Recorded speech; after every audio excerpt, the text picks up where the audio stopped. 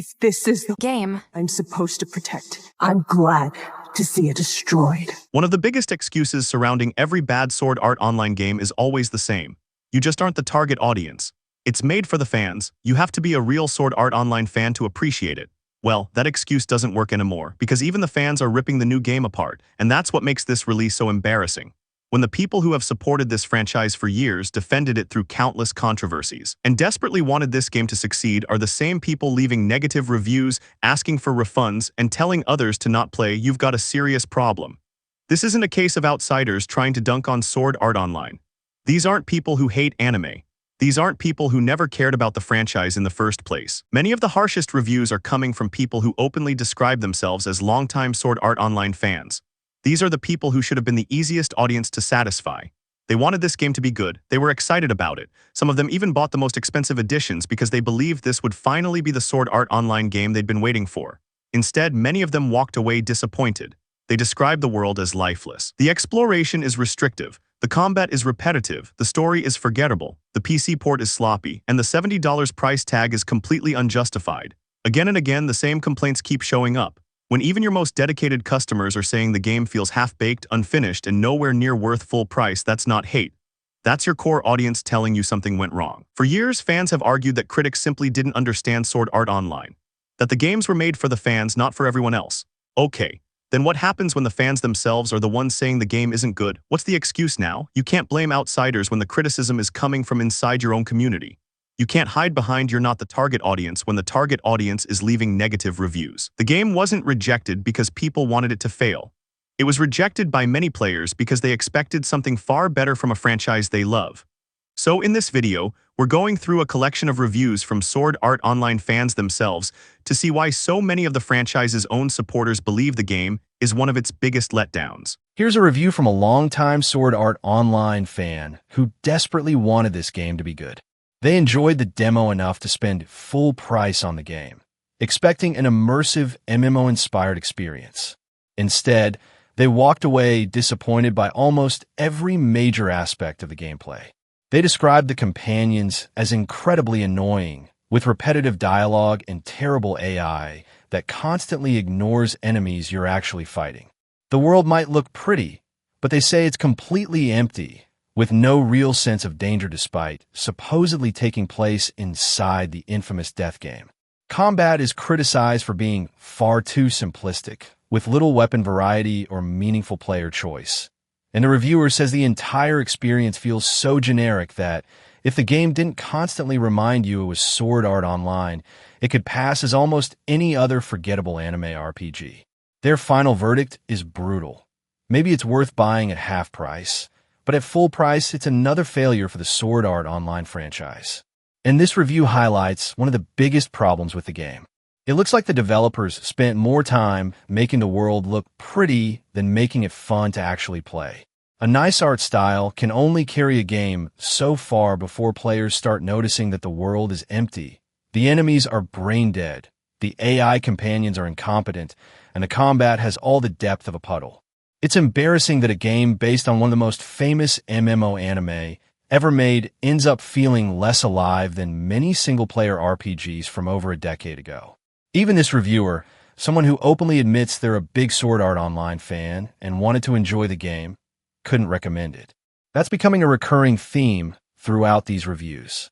The people who should have been the easiest audience to impress are often the ones leaving the harshest criticism. And that says far more about the quality of the game than any marketing trailer ever could. This review comes from yet another longtime Sword Art Online fan who says they regret buying the game without first watching gameplay. While they admit the graphics are impressive, that's where the praise ends.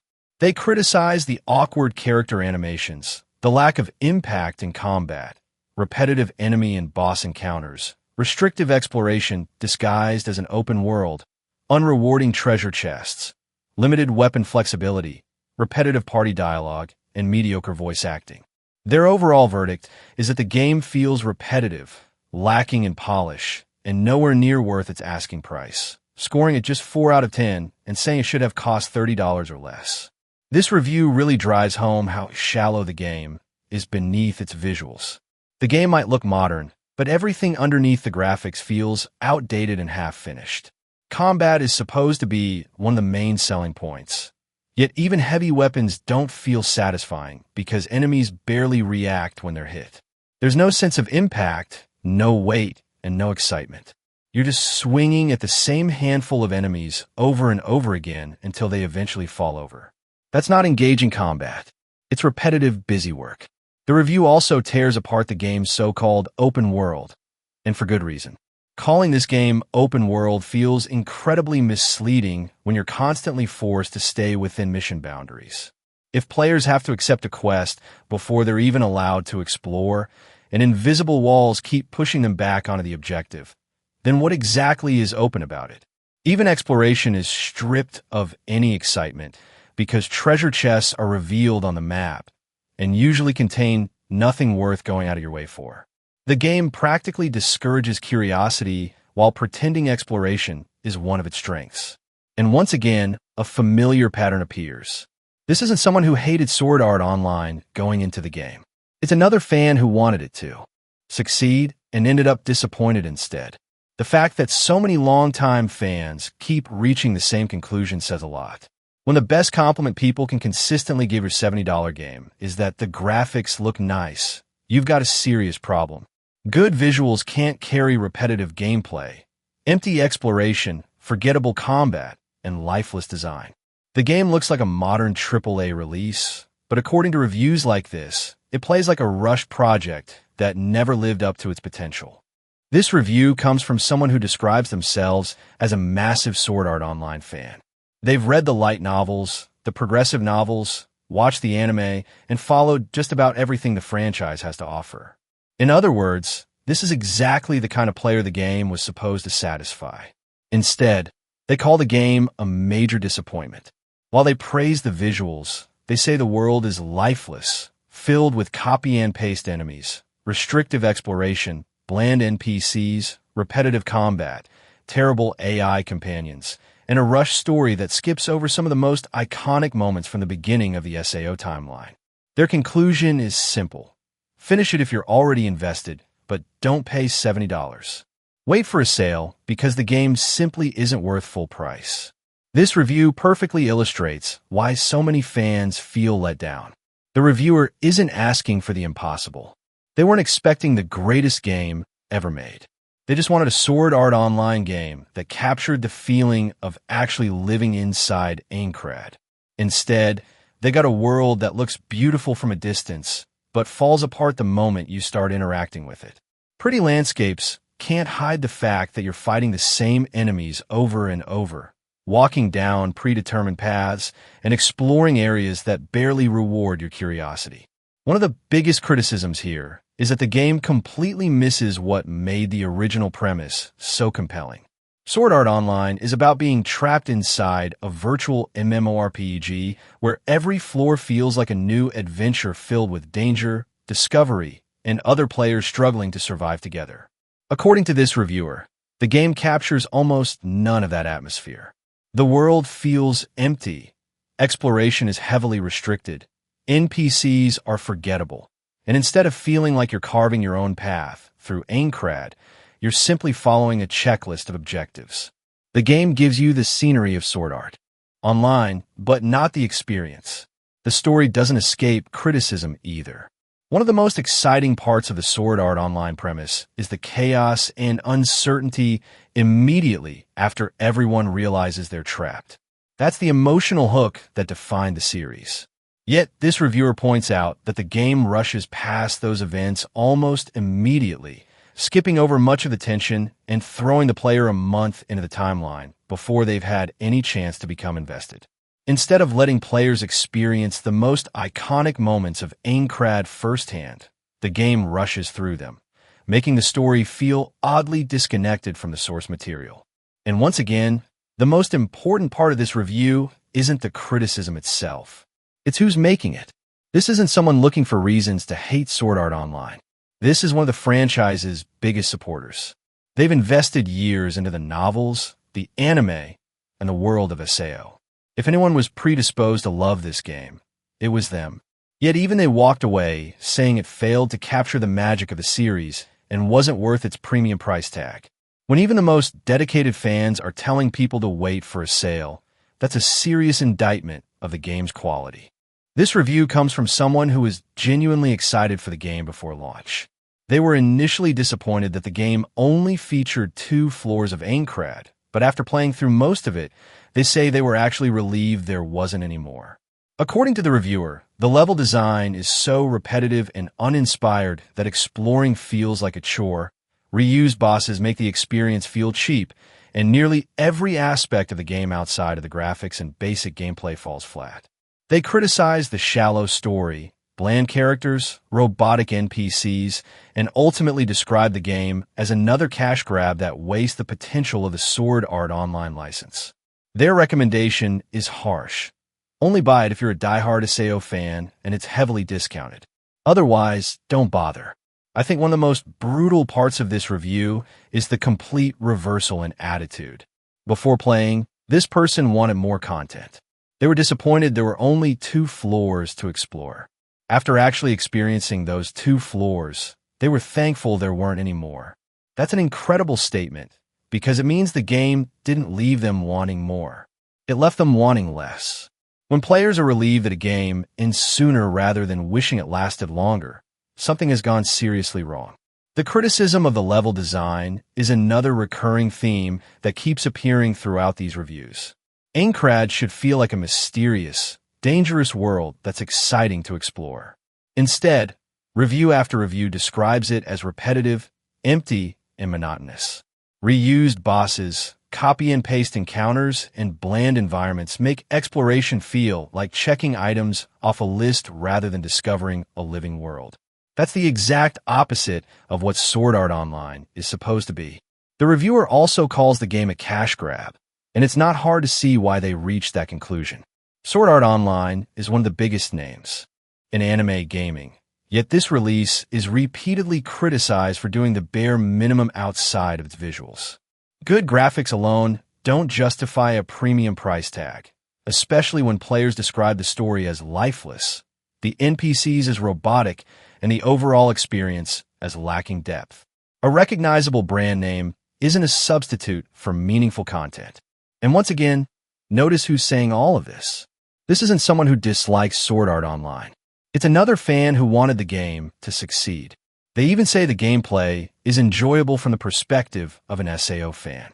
But even that wasn't enough to outweigh everything else the game gets wrong.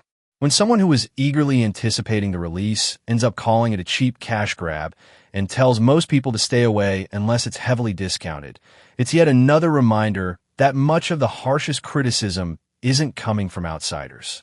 It's coming from the franchise's own supporters. This review comes from another Sword Art Online fan who thought the game sounded fantastic on paper. Unfortunately, after spending time with the game, they describe it as one of the blandest experiences they've ever played. They don't even call it outright terrible. Instead, they say it's stuck in the worst possible category for a game, completely forgettable. Their recommendation is blunt. It's absolutely not worth paying full price, and even hardcore SAO fans should wait for a significant sale. The reviewer also lists a surprising number of technical and design problems that make the game feel unfinished. AI companions get stuck on the environment, shopkeepers animate a noticeably lower frame rate than every other NPC, characters frequently talk without moving their mouths, and some NPCs stand completely motionless like lifeless mannequins without even blinking. On top of that, the maps are confusingly laid out with inaccessible quest markers that leave players wondering if the game is bugged. These aren't tiny nitpicks. They're the kind of polish issues that players expect to be caught long before a game launches. Beyond the technical flaws, the reviewer argues that the entire experience feels unnecessarily restrictive. Something as basic as changing equipment requires returning to town, and despite selecting the highest difficulty, they found the game to be surprisingly easy. Even very hard apparently isn't very hard. That's another criticism that keeps showing up throughout these reviews. Combat rarely evolves. Enemies pose little challenge outside of occasional bosses, and much of the gameplay boils down to repeating the same actions against the same handful of enemy types. Perhaps the saddest part of this review is the final sentence. The reviewer says the only reason they'll finish the game is because they already spent $75 on the deluxe edition. Think about that for a moment. They're not finishing it because they're having fun. They're not finishing it because they're excited to see what happens next. They're finishing it because they've already invested so much money that they feel obligated to get something out of it. That's not enthusiasm. That's buyer's remorse. And once again, this isn't coming from someone who dislikes Sword Art Online. This is another fan who thought the concept sounded amazing and wanted the game to succeed. Instead, they describe it as bland, unfinished, technically sloppy, and not worth anywhere near its asking price. When even dedicated fans are saying they're only continuing out of spite after buying the deluxe edition, it's hard to argue that the game delivered on the expectations surrounding one of anime's biggest franchises. This review is short, but it gets straight to the point. The reviewer is a self-described die-hard Sword Art Online fan, yet they still don't recommend the game at full price.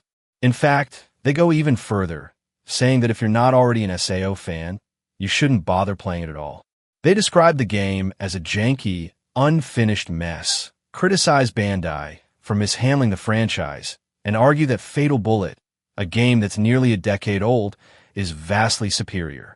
Their advice is simple: wait for a steep sale, because this game isn't worth buying at launch. What really stands out is the comparison to Fatal Bullet. Think about that for a second. Here's a longtime fan saying that a Sword Art Online game released years ago is 300% better than the newest entry. That's a brutal criticism because sequels are supposed to improve on what came before them. They're supposed to refine the gameplay, expand the world, and build on previous successes. Instead, according to this reviewer, the game actually takes a step backwards. That's one of the recurring themes throughout these reviews. The criticism isn't coming from people who never liked Sword Art Online in the first place. It's coming from fans who have supported the franchise for years. These are the people Bandai should have had the easiest time impressing, and instead they're telling other players to skip the game or wait until it's heavily discounted. When your most loyal customers are recommending a decade-old title over your brand new $70 release, that's a pretty damning assessment. The frustration in this review is obvious. This isn't someone who wanted the game to fail. They bought it because they love Sword Art Online and were hoping for something great. Instead, they felt like they paid a premium price for a product that didn't live up to the franchise's potential. And that's exactly what keeps surfacing throughout these reviews: disappointment.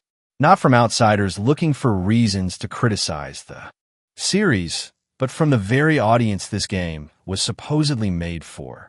This review comes from another self-proclaimed longtime Sword Art Online fan. And once again, the conclusion is the same: don't buy the game. After spending around 8 hours with the game, including several hours trapped in the lengthy prologue, the reviewer says the experience quickly became repetitive and boring. They criticize the lack of enemy variety, pointing out that after 8 hours they'd only encountered a handful of monster types, and they argue that if any other RPG launched with so little variety, it would be ripped apart by players. They also describe the combat as shallow, saying that once you find a strong weapon and invest in it, the optimal strategy barely changes for the rest of the game. Exploration doesn't fare any better either, with treasure chests containing cheap, forgettable items that rarely make venturing off the main path feel worthwhile. Their final verdict is blunt: the game feels half-baked, disappointing, and nowhere near worth its asking price. One of the biggest criticisms here is the complete lack of variety. 8 hours into an RPG, and you've only fought boars, wolves, kobolds, bears, insects, and plants? That's incredibly thin for a game that's supposed to keep players engaged for dozens of hours. RPGs thrive on introducing new enemies, new mechanics, and new challenges that keep combat feeling fresh. According to this reviewer, the game barely does any of that. Instead, you're fighting the same handful of enemies over and over again until the repetition becomes impossible to ignore. The combat doesn't escape criticism either. Rather than encouraging experimentation, the reviewer says the game practically rewards sticking with the same weapon from beginning to end. Once you've upgraded enough, every encounter starts playing out the same way. Spam the same sword skills, watch ordinary enemies melt, and repeat. That's not a meaningful progression. It's the illusion of progression. The numbers get bigger, but the gameplay itself barely evolves. Exploration sounds just as disappointing. In a game based on Aincrad, one of the biggest appeals should be the excitement of discovering what's around the next corner. Instead, the reviewer says exploration mostly amounts to hunting down treasure chests that reward you with items so useless they aren't even worth picking up. When the only reward for exploring is another poison mine or another bomb you'll never use, players eventually stop caring about exploration altogether. That's a huge problem for a game that's supposed to immerse you in a vast fantasy world. Perhaps the most telling part of this review is who it's coming from. This isn't someone trying to hate on Sword Art Online. This is another fan who spent extra money on the Ultimate Edition because they believed in the franchise. They even chose the Death Game mode because they wanted the full experience. If anyone was willing to overlook flaws, it should have been someone this invested. Instead, after just a few hours, they concluded that the game was boring, repetitive, and half-baked, and told people not to buy it until it goes on sale. That's becoming the recurring pattern throughout these reviews. The harshest criticism isn't coming from people who dislike Sword Art Online. It's coming from the very fans the game was supposedly made for. This review comes from another devoted Sword Art Online fan who played the beta, jumped straight into the hardcore Death Game mode, and genuinely wanted the game to succeed. Instead, they describe it as little more than a €70 tech demo that completely misunderstands what makes Sword Art Online compelling. They criticize the game for only featuring 2 floors of Aincrad, calling the full-price release a cash grab, and argue that aggressive level scaling destroys the satisfaction of becoming stronger because enemies simply scale alongside you. They also point to a broken in-game economy that removes any sense of survival, the inability to upgrade armor, restrictive inventory mechanics that prevent you from equipping newly found gear during missions, and an overall progression system that feels outdated and poorly designed. Despite praising the core combat mechanics, they still score the game just 4 out of 10 and recommend skipping it unless major changes are made. One of the most interesting criticisms here is the level scaling. In most RPGs, getting stronger is one of the biggest rewards for putting time into the game. You grind levels, improve your gear, and eventually return to areas that once gave you trouble only to steamroll the enemies that used to threaten you. According to this reviewer, the game completely removes that feeling because enemies simply keep scaling with you. If a boar takes roughly the same amount of effort to kill at level 15 as it did near the beginning of the game, then what's the point of leveling in the first place? The numbers may be increasing, but the sense of progression never really arrives. The reviewer also tears apart several of the game's progression systems. Starting with an enormous amount of currency removes any need to carefully manage resources, especially in a mode that's supposed to emphasize survival and permadeath. On top of that, not being able to upgrade armor or immediately equip better gear you find during a mission makes the loot system feel strangely restrictive. Finding powerful equipment is supposed to be exciting. Instead, according to this review, the game often tells you to wait until you return to town before you can even use what you've earned. That's the kind of design choice that interrupts the flow of gameplay rather than enhancing it. Then there's the issue of the game's scope. Sword Art Online is built around the idea of conquering a massive 100-floor floating castle. Yet this reviewer argues that charging full price for a game centered on just the first 2 floors leaves the experience feeling incomplete. Whether or not future content is planned, it's easy to understand why some players feel shortchanged when they're paying premium price for what they perceive as only a small slice of Aincrad. Once again, the pattern is impossible to ignore. This isn't someone who wanted the game to fail. This is another dedicated Sword Art Online fan who invested time into the beta, bought the full release, and even chose the most challenging game mode because they wanted the ultimate SAO experience. Instead, they walked away calling it a cash grab, a tech demo, and a 4 out of 10. When even the franchise's most passionate supporters are describing the game in those terms, it becomes increasingly difficult to dismiss all of this criticism as nothing more than hate. This review comes from yet another Sword Art Online fan who believes the idea behind the game was exactly what fans have been asking for. The chance to experience Aincrad through your own character should have been a dream come true. Instead, they argue the developers squandered that potential, calling the game a lazy cash grab filled with frustrating design decisions. They criticize the restrictive exploration, linear mission structure, visible treasure chests that eliminate any sense of discovery, invisible boundaries that force players back onto the intended path, inventory restrictions that prevent changing equipment in the field, and enemies that constantly lock you into unwanted battles. Their conclusion is simple. Don't pay $70 for this. Wait for a massive sale because the game isn't worth anywhere near full price. I think the most devastating part of this review is the opening sentence. The reviewer isn't saying the concept was bad. They're saying the concept was amazing. That's an important distinction because it means the disappointment isn't rooted in the premise. Quite the opposite. The premise was exactly what fans have been dreaming about for years. Living through Aincrad as your own character should have been one of the easiest home runs Bandai Namco could have hit. Instead, according to this reviewer, they completely fumbled it. The criticism of the exploration is especially brutal because it strikes at the heart of what Sword Art Online is supposed to be. Aincrad should feel like a massive world waiting to be discovered. Every corner should tempt players with secrets, danger, and meaningful rewards. Instead, the reviewer describes exploration as almost pointless. Treasure chests are already marked on the map. Invisible walls stop you from venturing off the intended route, and the game literally teleports you back if you wander too far. That's not encouraging exploration. It's punishing curiosity. The review also highlights how many basic RPG systems seem to work against the player instead of with them. You can't freely swap weapons after finding better gear. You can't immediately use equipment you discover during missions. You're constantly dragged into combat by enemies with huge detection ranges, and once combat starts, even running away becomes a chore because your movement is restricted.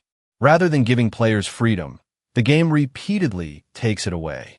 It's a long list of small frustrations that add up to an experience the reviewer describes as exhausting instead of enjoyable. And once again, the biggest takeaway isn't just the criticism itself. It's who's delivering it. This is another longtime Sword Art Online fan saying the developers had the perfect blueprint sitting right in front of them and still managed to get it wrong. They aren't criticizing the source material.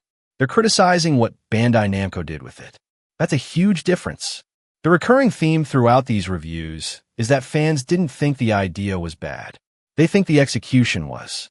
When your own fanbase describes your $70 game as a lazy cash grab that wastes one of the best concepts in anime gaming, it's hard to imagine a more damning indictment than that.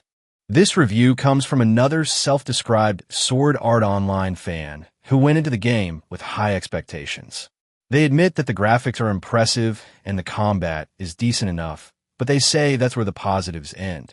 Despite filling the world with NPCs, they describe Aincrad as feeling strangely lifeless, lacking the atmosphere of a real MMORPG.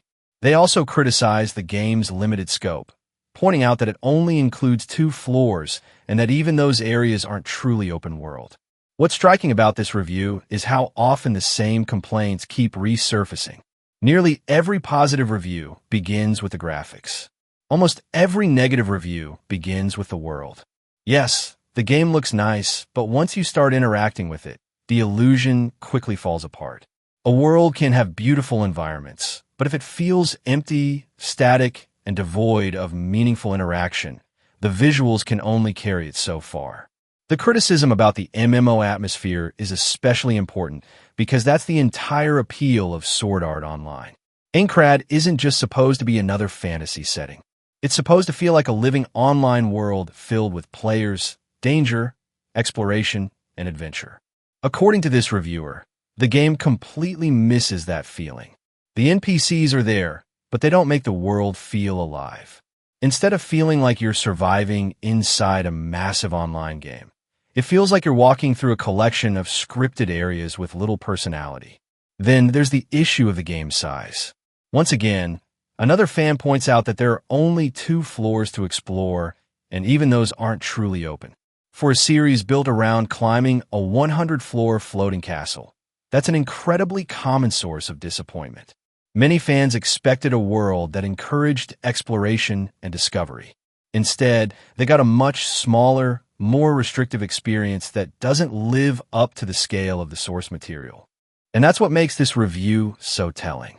This isn't someone who came into the game looking for reasons to hate it. It's another longtime Sword Art Online fan who expected more from one of their favorite franchises. Even they admit that, beyond the graphics and serviceable combat, there's very little keeping the experience together. When the people who should be the easiest audience to satisfy keep walking away with the same disappointment, it becomes harder and harder to argue that the criticism is coming from people who simply don't get Sword Art Online. This review comes from yet another passionate Sword Art Online fan who says they thought the game would be an instant pre-order. Instead, they describe it as one of the biggest gaming disappointments they've experienced in years.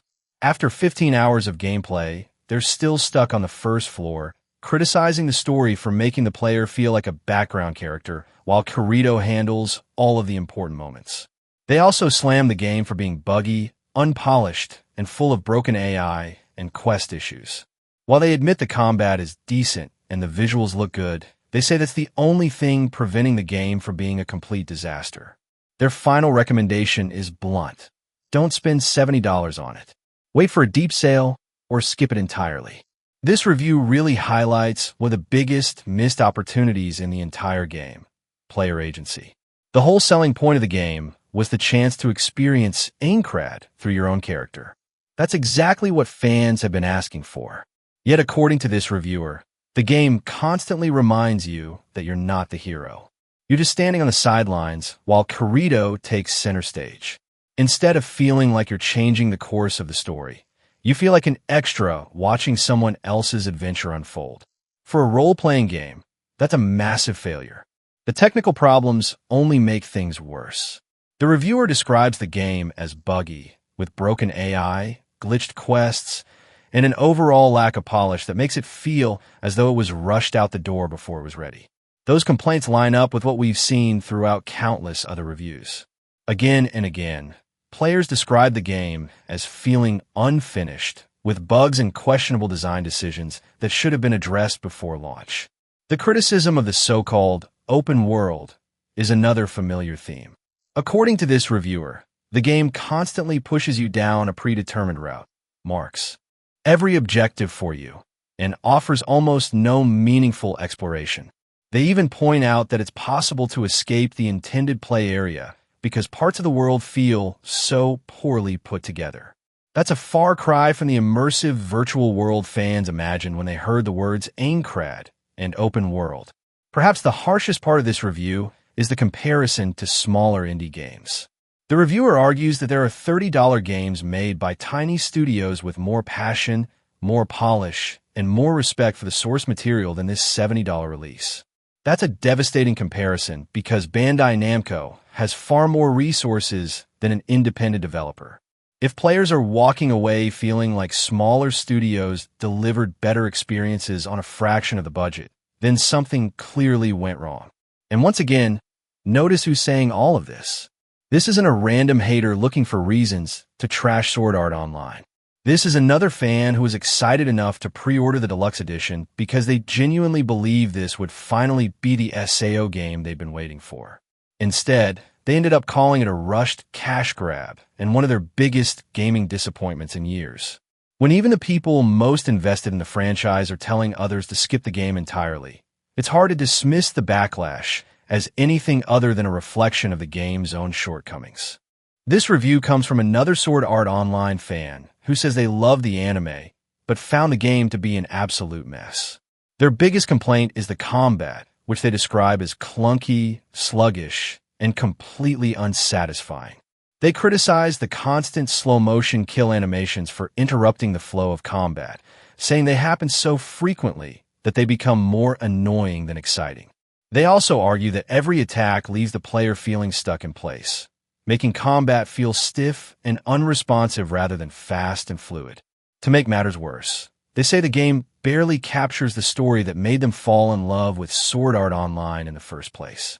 The combat criticism is especially damaging because that's supposed to be one of the game's biggest strengths. Sword Art Online has always been known for its fast-paced sword fights, flashy sword skills, and agile movement. Watching Kirito dart across the battlefield in the anime gives the impression of speed and precision. According to this reviewer, the game delivers the exact opposite. Instead of feeling fast and responsive, combat feels slow, heavy, and awkward, with long attack animations that make the player feel like they're fighting the controls as much as the enemies. The constant slow-motion finishers only make that problem worse. A cinematic kill animation can be satisfying the first few times you see it, but when it triggers over and over against ordinary enemies, it quickly becomes repetitive. Instead of making combat feel more exciting, it interrupts the pacing and constantly pulls the player out of the action. Something that's meant to look cool ends up becoming another annoyance players have to sit through dozens, if not hundreds, of times. The review ends with another criticism that's becoming increasingly common throughout these fan reviews.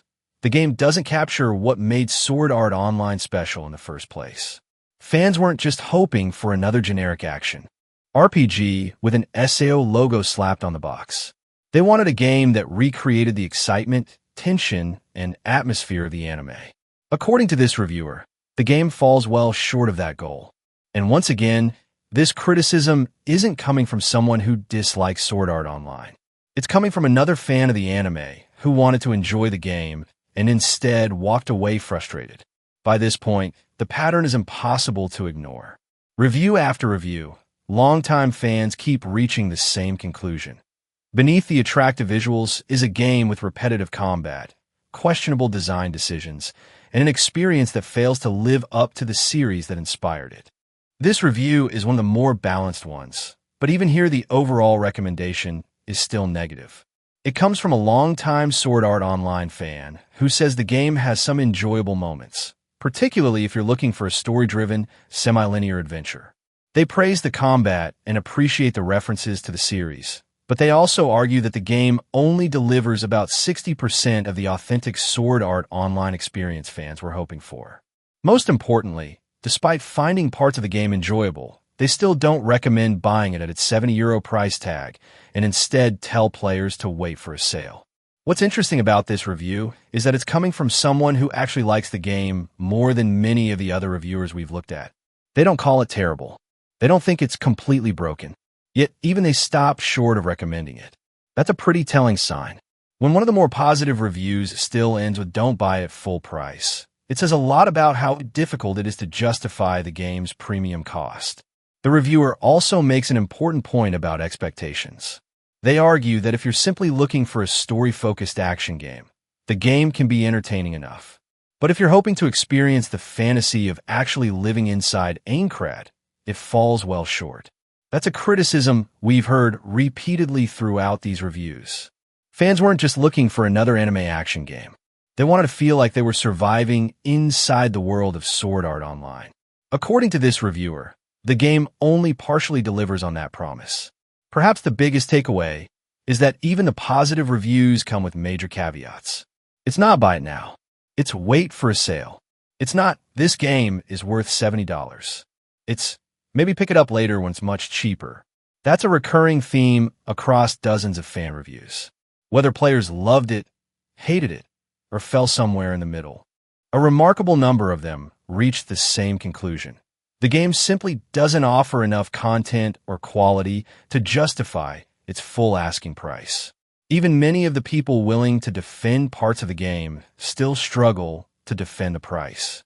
This review comes from yet another Sword Art Online fan who went into the game hoping it would finally deliver the immersive SAO experience they've been waiting for.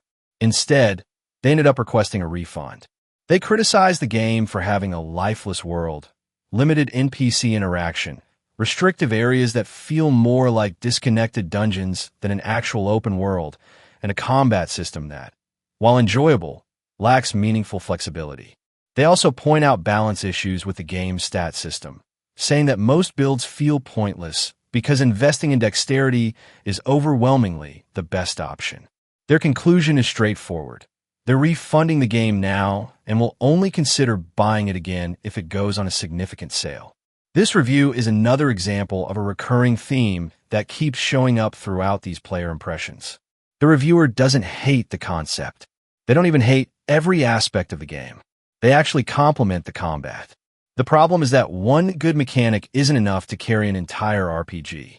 If the world feels empty, exploration is limited, NPCs barely interact with you, and character progression lacks meaningful choice, then the overall experience starts to feel shallow no matter how good the combat looks. The criticism of the stat system is also worth mentioning because it points to a lack of build diversity. One of the fun parts of RPGs is experimenting with different playstyles and creating unique character builds. According to this reviewer, the game doesn't really encourage that. If one stat is clearly superior to the others, then a lot of player choice disappears, making progression feel less interesting than it should. But once again, the biggest takeaway is the final verdict. This isn't someone who dismissed the game because they dislike Sword Art Online. They specifically bought it because they're a fan of the series. They wanted this game to succeed. Yet even they decided it wasn't worth keeping and chose to refund it. That's a powerful statement. When dedicated fans are deciding that even their love for the franchise isn't enough to justify the purchase, it becomes increasingly difficult to argue that all of the criticism is coming from outsiders. Time and time again, the people most disappointed by the game are the very people it was supposed to satisfy. And that'll do it for now. There are plenty more negative reviews from Sword Art Online fans that I could have gone through, but I think you've gotten the point by now. This wasn't just one angry player having a bad experience. It wasn't 2 or 3 people looking for something to complain about. The same criticisms kept appearing over and over again from different people who all went into the game wanting to enjoy it. Lifeless world, répétitif combat, restrictive exploration, wikai, shallow gameplay, poor value for the $70 price tag. Those complaints kept showing up regardless of which review I was reading. And perhaps the most important part is who these reviews came from. These weren't random people who hate Sword Art Online. Many of them openly described themselves as longtime fans. They bought the game because they love the franchise. Some even purchased the deluxe or ultimate editions because they believed this would finally be the Sword Art Online game they've been waiting for. Instead, many of them walked away disappointed. That's what makes all of this so significant. When your own fan base is repeatedly telling people to wait for a sale, ask for a refund, or skip the game entirely, that's not something you can simply dismiss as hate. Those are the people who should have been the easiest audience to impress. The game was supposed to be the game that let fans finally experience Aincrad for themselves. Judging by these reviews, many of them feel like it completely missed the mark. And honestly, I don't think there's a better way to end this section than that. So what's the excuse going to be now? Are these people suddenly not real Sword Art Online fans? Is it the next argument? Because that's always the fallback whenever criticism starts piling up. Anyone who says something positive is welcomed with open arms, but the moment a fan points out serious flaws, they're suddenly told they don't understand the franchise, they didn't play long enough, or they were never a true fan to begin with. That argument completely falls apart when you actually read these reviews. Many of these people openly say they've watched the anime, read the light novels, played the previous games, bought the deluxe or ultimate editions, and genuinely wanted the game to succeed. These aren't casual observers who picked up the game on a whim. They're exactly the audience Bandai Namco was trying to sell this game to. So what now? Are they still not dedicated enough? Is years of following the franchise somehow not enough to qualify as a real fan? How much more devotion is required before someone's criticism is allowed to count? At some point, that excuse stops being a defense of the game and starts becoming a way of dismissing anyone who disagrees. If every dissatisfied fan is automatically labeled a fake fan, then you've created a situation where only praise is considered valid. That's not an honest discussion about the quality of a game. That's just refusing to acknowledge criticism by redefining who gets to have an opinion. The reality is much simpler. Fans are perfectly capable of criticizing a franchise they love. In fact, they're often the ones with the highest expectations because they know how much potential it has. When longtime supporters repeatedly say they expected more, that isn't evidence they secretly hate Sword Art Online. It's evidence that they believe the franchise deserved a better game than the one it received. It's honestly refreshing to see so many negative reviews coming from Sword Art Online fans. If nothing else, it shows that a lot of people are willing to judge the game on its actual quality instead of giving it a free pass simply because it has Sword Art Online in the title. That's how it should be. A recognizable franchise name shouldn't make a game immune to criticism. It shouldn't automatically earn a $70 purchase, and it certainly shouldn't guarantee praise if the final product doesn't deliver. Fans should expect more from a series they care about, not less. These reviews suggest that many longtime supporters are finally holding the developers to the same standards they'd hold any other game. Instead of blindly accepting every new release because it carries the Sword Art Online name, they're looking at what was actually delivered and asking whether it deserves the price tag.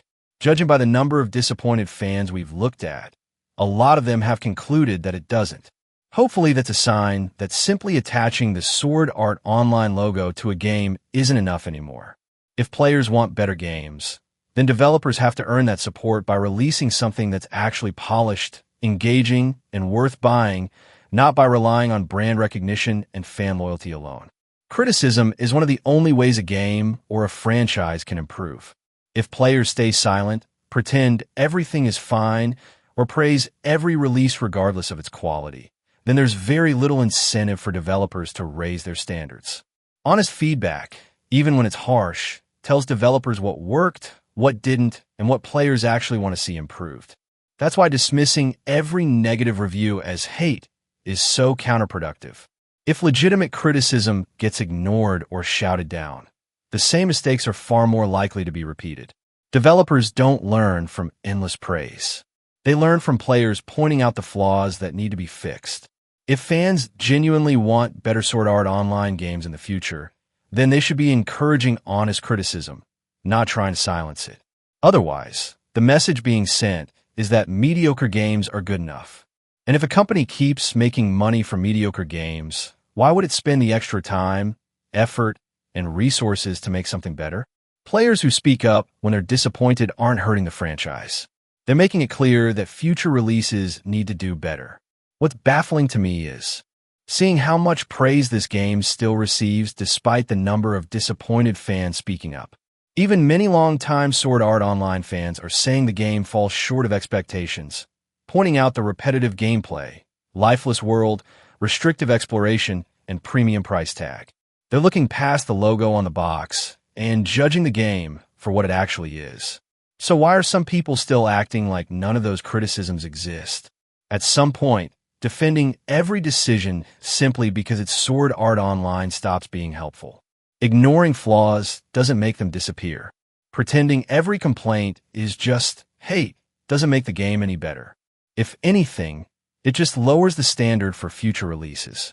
The irony is that many of the harshest criticism isn't even coming from outsiders anymore.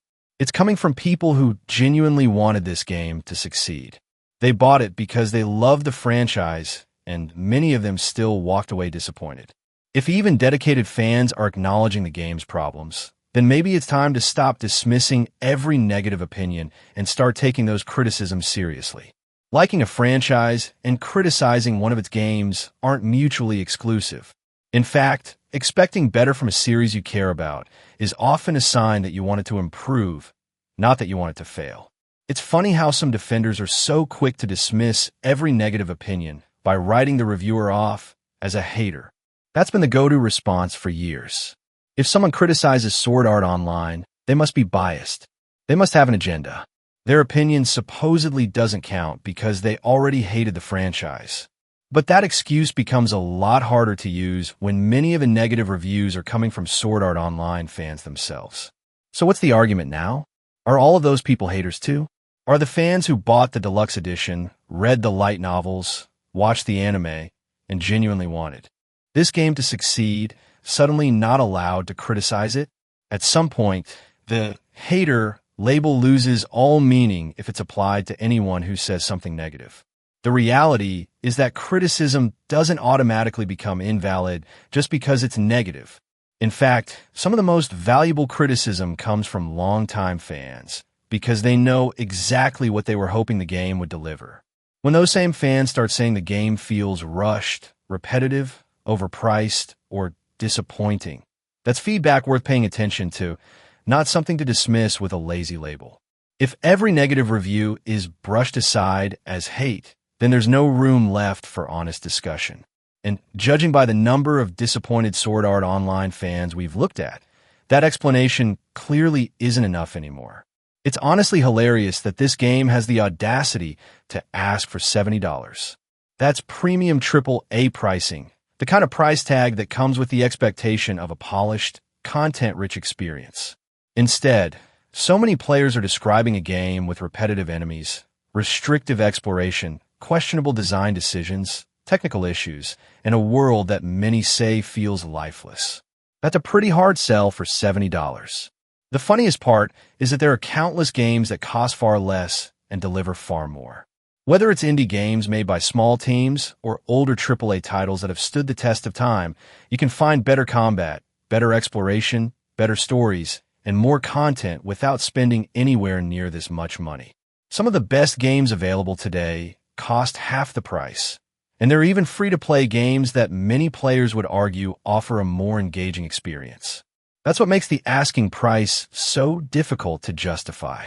You're not just comparing the game to other Sword Art Online games. You're comparing it to every other game competing for your money.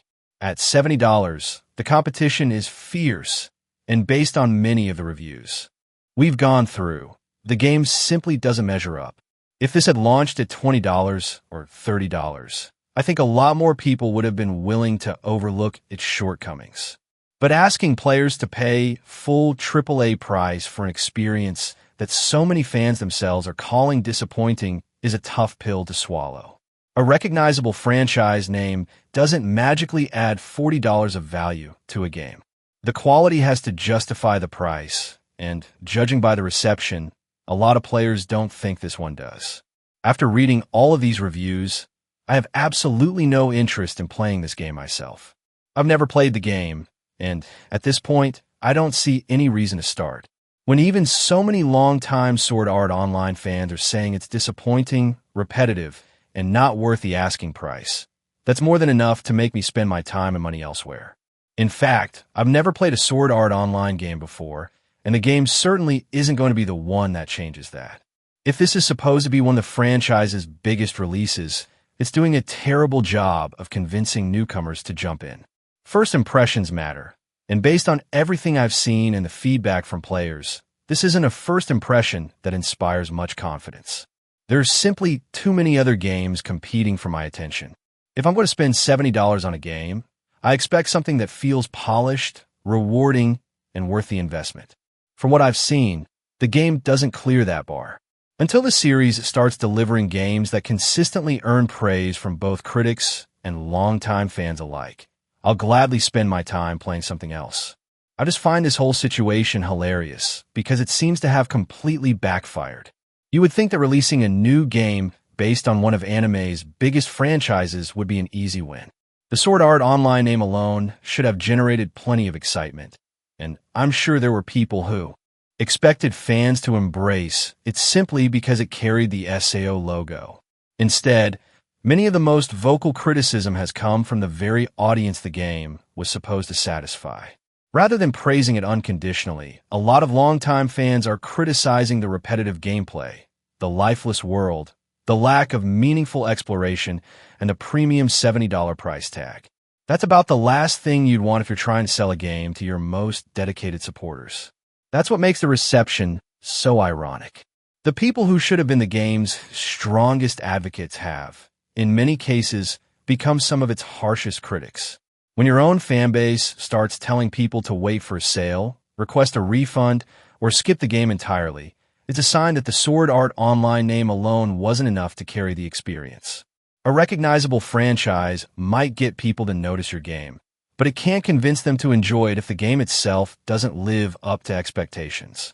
If nothing else, This shows that simply putting Sword Art Online on the box isn't enough to guarantee universal praise anymore. A recognizable franchise name can generate excitement, but it can't carry a game forever. At some point, players start expecting the quality to match the price, and many of these reviews suggest that a lot of fans don't think the game met that standard. That's an important shift. For years, a major franchise could often rely on brand recognition to get people through the door. But judging by the number of disappointed fans we've looked at, many players are becoming far more willing to judge the game itself instead of the logo attached to it.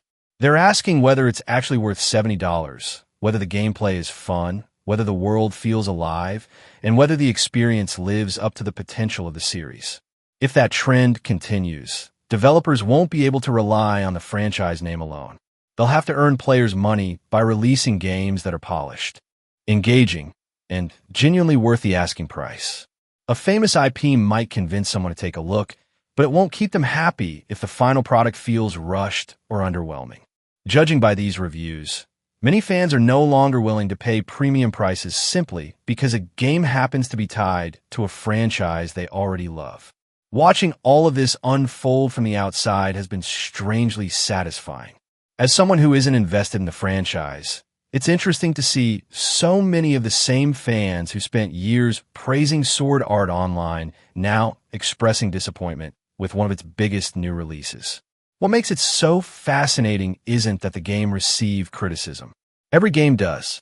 It's that so much of the criticism is coming from longtime supporters rather than people who already dislike the series. When the audience that should be the easiest to satisfy starts questioning the direction of a franchise, that's a sign that something isn't landing the way the developers probably hoped. Whether this is just a rough release or the start of a larger trend remains to be seen. But based on the reviews we've looked at, it's clear that the game hasn't convinced a lot of dedicated fans that the franchise is moving in the right direction. And from an outside perspective, watching that reaction has been surprisingly interesting. And honestly, based on everything we've gone through in this video, I think the criticism is deserved. When so many different players, especially longtime Sword Art Online fans, keep pointing out the same problems independently of one another, it's difficult to dismiss all of it as meaningless negativity. The complaints about the repetitive gameplay, the restrictive exploration, the lifeless world, the lack of variety, and the steep $70 price tag show up again and again. At some point, those recurring criticisms become part of the conversation surrounding the game. That doesn't mean every complaint is automatically correct or that everyone has to dislike the game. People can enjoy the game, and that's perfectly fine. But I don't think it's reasonable to pretend the criticism came out of nowhere or that everyone expressing disappointment is simply a hater with an agenda. If anything, this backlash should serve as a wake-up call. Fans expected more from a franchise as big as Sword Art Online, and many of them don't believe this release delivered.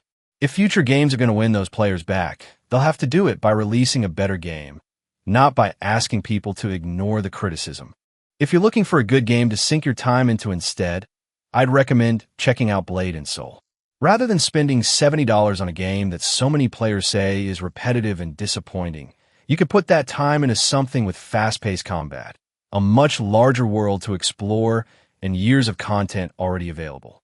One of the biggest strengths of Blade & Soul is its combat. It feels fast, fluid, and responsive, rewarding good timing and skill instead of making every encounter feel stiff or repetitive. There's also a wide variety of classes, plenty of progression systems to work through, and a world that's actually designed to encourage exploration instead of constantly funneling you down a single path. At the end of the day, your time is just as valuable as your money. There are countless games out there that offer far more content and a better overall experience than what many players feel the game delivers. If you're deciding where to invest dozens or even hundreds of hours, I'd much rather recommend a game with a proven track record than one that's left so many fans disappointed.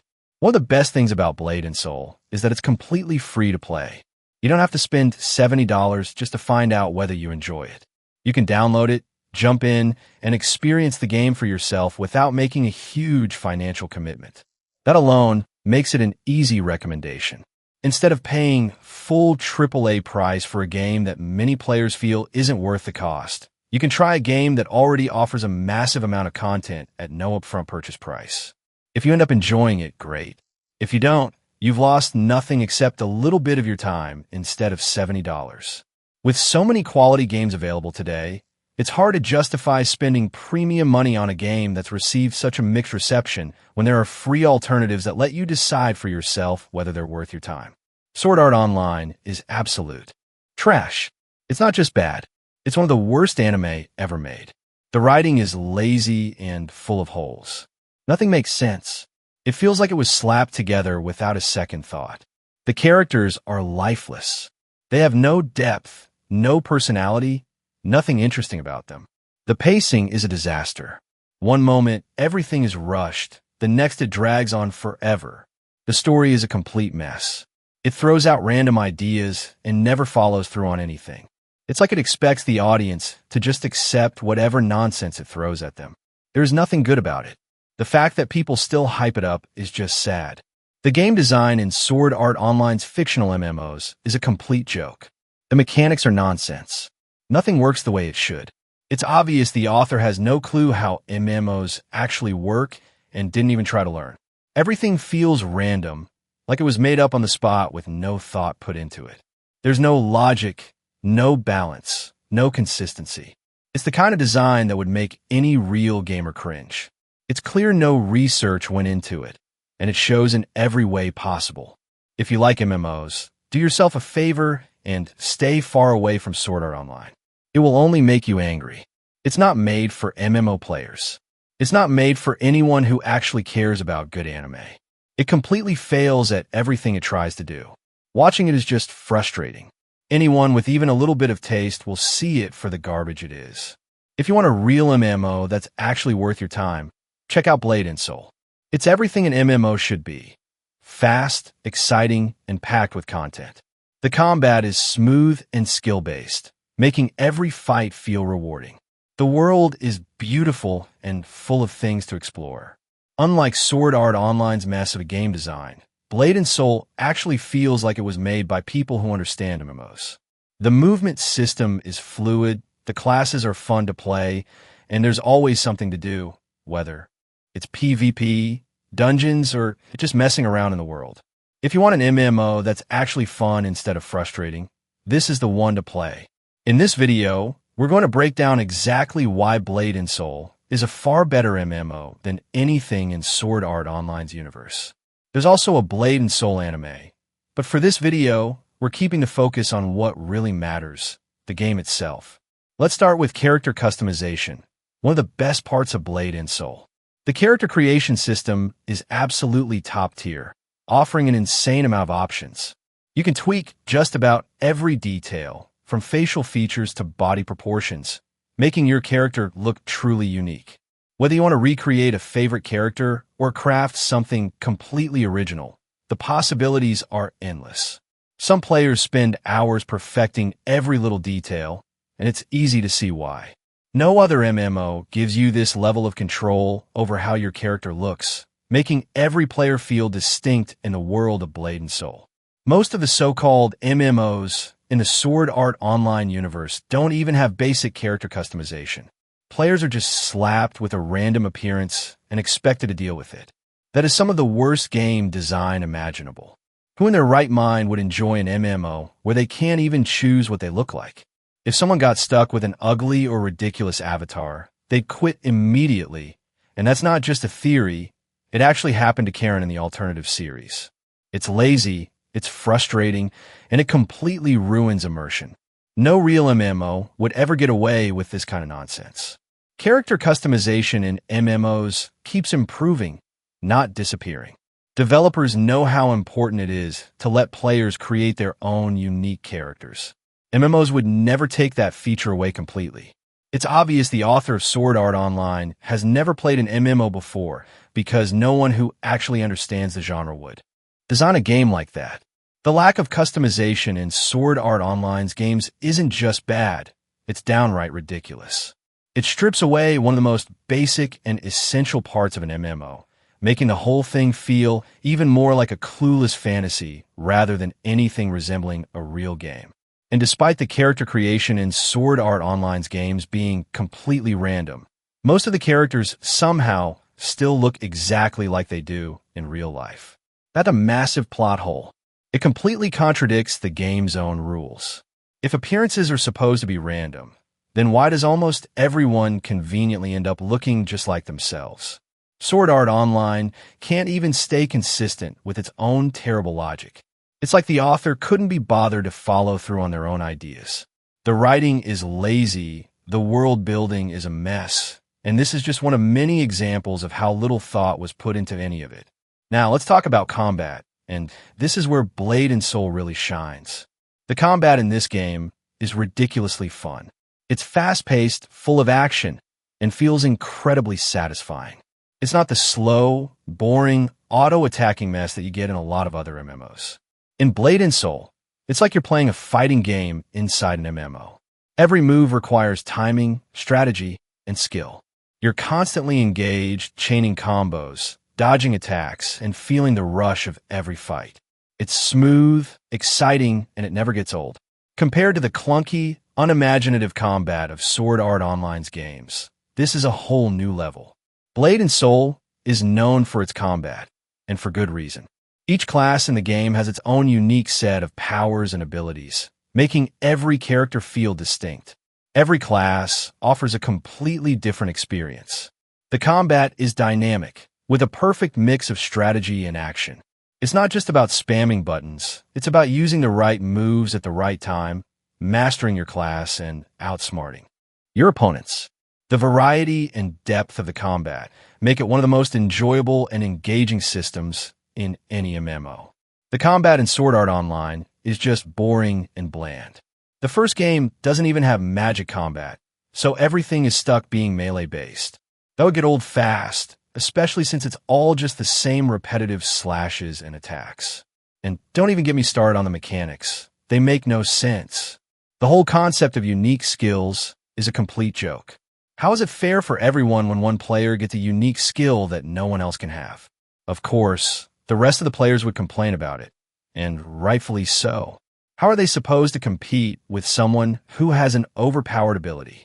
The balance is non-existent. It's like the developers didn't even think about how this would affect the game. It's just another example of how Sword Art Online fails to make any real sense. The fact that an entire clan couldn't even take down one player is beyond ridiculous. That's how unbalanced the game is. There's no fairness in Sword Art Online. Everything is skewed, and it's clear the system was never designed to be balanced. A single player should never be able to take down an entire group of people, but in Sword Art Online, that's the reality. It completely breaks the idea of teamwork and strategy when one player can just steamroll through everyone. Nothing about the game feels fair or thought out. It's just a mess of broken mechanics and unbalanced power trips. Now let's talk about outfits and cosmetics. The outfits in Blade & Soul are awesome. They're not just basic gear you slap on for stats. They're eye-catching, stylish, and really make your character stand out. The fashion in Blade & Soul is top tier for an MMO with intricate designs and vibrant colors that make every piece feel special.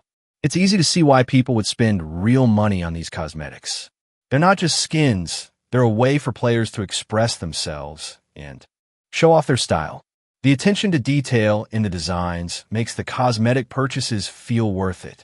Unlike most MMOs, Blade & Soul takes fashion seriously. A lot of people probably play just for the outfits alone. They look amazing, and there's always something new and exciting to collect. The designs are so appealing that players can't help but want to get their hands on more outfits. It's not just about stats or gameplay. Blade & Soul makes fashion a big part of the experience. The thrill of finding or buying a new outfit adds a whole new layer to the game that keeps players coming back for more. It's clear that the outfits are a huge draw for many. The outfits in Sword Art Online are so bland and boring. Nothing about them stands out or catches your eye. They're all pretty generic and lack any real creativity or flair. Unlike in Blade & Soul, where the outfits are detailed and stylish, Sword Art Online's wardrobe feels lazy and uninspired. It's like the designers just threw together whatever they could without putting any thought into making players feel unique or fashionable. The lack of interesting designs makes the whole experience feel even more flat and lifeless. As you can see, Blade and Soul is far better than Sword Art Online in just about every way.